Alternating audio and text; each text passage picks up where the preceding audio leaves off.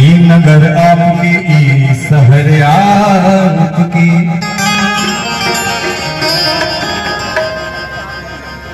ये हमारे अमर उजाला के ब्यूरो चीफ, हमारे गार्जियन, हमारे बड़े भैया सुनील सिंह जी के बड़े भैया राघवेंद्र सिंह जी के सुपुत्र निर्मल कुमार सिंह जी के तरफ से ये कलाकारों का हौसला अफजाई करते हुए 501 रुपया का एक बहुत बड़ा इनाम है। बहुत बहुत धन्यवाद। ई नगर आपकी, ई शहर आपकी,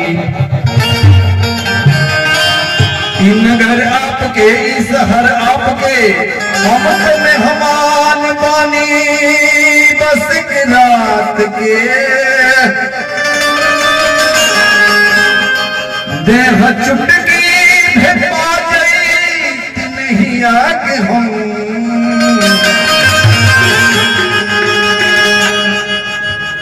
याद जिंदगी में रखती ए मुलाकात।